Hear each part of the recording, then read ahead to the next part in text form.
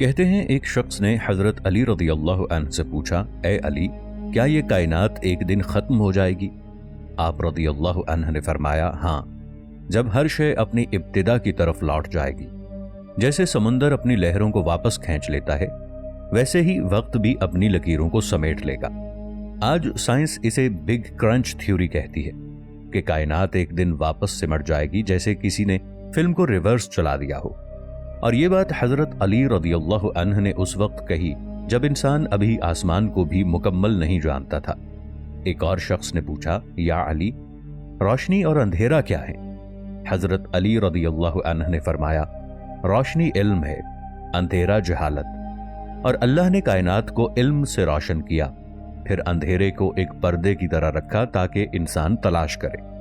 آج سائنسی زبان میں یہی تصور ڈارک میٹر اور ڈارک انرجی کے نام سے جانا جاتا ہے، ایک ایسا اندھیرا جو سب کچھ تھامے ہوئے ہے مگر خود نظر نہیں آتا، جیسے علم جو چھپا ہوا ہے مگر سب کچھ اس سے چل رہا ہے۔ ایک بار ایک فلسفی نے سوال کیا، اے علی، کیا زمین کے علاوہ بھی کہیں زندگی ہے؟ حضرت علی رضی اللہ عنہ نے فرمایا، رب العالمین نے آسمانوں کو خالی نہیں بنایا، ہر فلک پر مخلوق ہے جو اپنے رب کی تسبیح کرتی ہے۔ یہ وہ وقت تھا جب انسان زمین کے باہر کچھ جانتا ہی نہیں تھا۔ آج ناسا کے سائنسدان ایکزو پلانٹس اور ہیبیٹیبل زونز کی تلاش میں ہیں، اور قرآن اور علی رضی اللہ عنہ کے یہ الفاظ حقیقت کا دروازہ کھول رہے ہیں۔ ایک نوجوان نے حیرت سے پوچھا، یا علی رضی اللہ عنہ، کیا انسان کے اندر کوئی کائنات چھپی ہے؟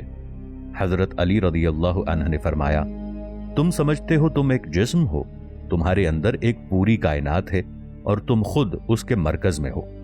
یہ وہی بات ہے جو آج کوانٹم فزکس کہتی ہے کہ انسان کے جسم کے ہر ایٹم میں ایک چھوٹی کائنات چھپی ہے، اور ہر ذرے میں وہی اصول کار فرما ہیں جو کہ کہکشاؤں میں ہیں۔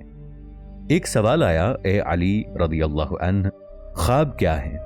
فرمایا، خواب وہ دروازے ہیں جن سے روح وقت سے آزاد ہو جاتی ہے، کبھی وہ ماضی دیکھتی ہے، کبھی مستقبل، مگر جسم زمین پر ہی رہتا ہے۔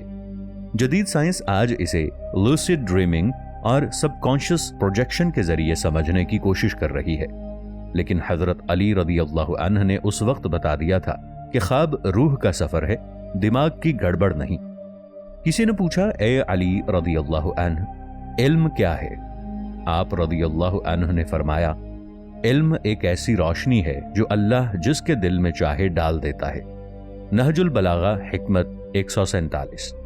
یہ بات آج نیورو سائنس کی انسپریشن تھیوری سے قریب ہے کہ کچھ لمحے ایسے ہوتے ہیں جب دماغ میں غیر معمولی برقی بہاؤ آتا ہے اور انسان اچانک کوئی بڑی بات سمجھ جاتا ہے، جیسے کوئی روشنی اندر سے جاگ اٹھے۔ کسی نے پوچھا، یا علی رضی اللہ عنہ، سب سے بڑی بیماری کیا ہے؟ آپ رضی اللہ عنہ نے فرمایا، دل کی سختی، کیونکہ جب دل پتھر بن جائے تو نصیحت اثر نہیں کرتی۔ غرر الحکم، یہ روحانی جملہ آج سائنسی معنی رکھتا ہے۔ سائنس کہتی ہے کہ سٹریس اور نفرت دماغ کے نیورل پاتھ وے کو بدل دیتے ہیں، جس سے انسان میں احساس رحم کم ہو جاتا ہے۔ ایک بار آپ رضی اللہ عنہ نے فرمایا، دنیا کی حقیقت ایک سایہ ہے، چلتی رہتی ہے مگر تھمتی نہیں۔ نہج البلاغہ حکمت 131۔ یہ الفاظ آج کی ریلیٹیوٹی سے میل کھاتے ہیں۔ سائنس کہتی ہے کہ وقت اور مادہ دونوں مسلسل حرکت میں ہیں۔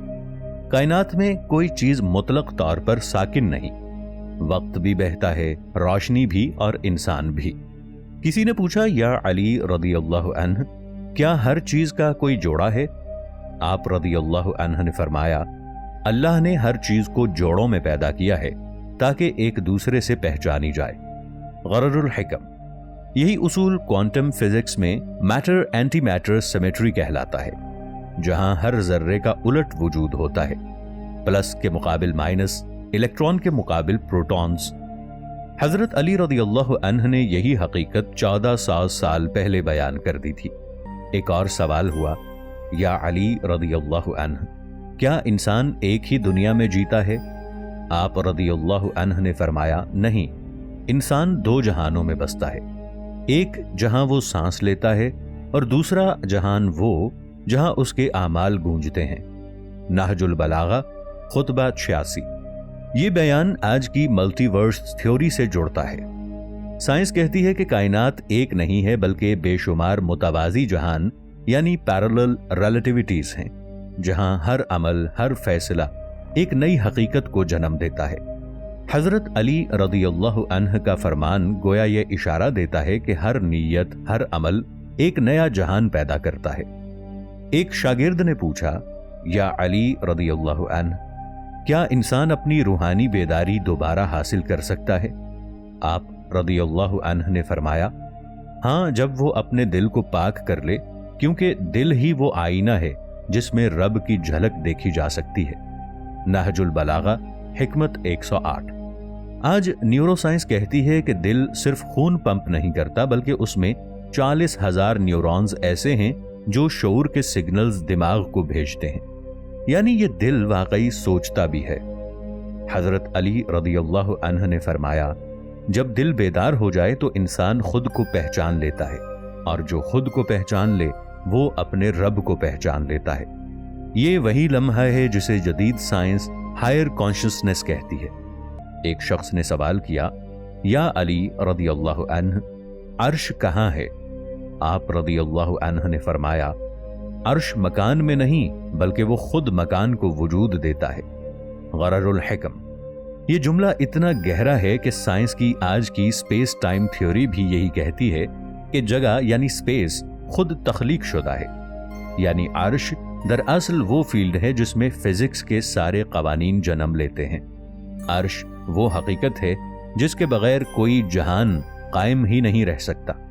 کسی نے پوچھا، یا علی رضی اللہ عنہ، کیا انسان دوبارہ جی اٹھے گا؟ آپ رضی اللہ عنہ نے فرمایا، جس نے پہلی بار تمہیں پیدا کیا وہ دوبارہ پیدا کرنے پر بھی قادر ہے۔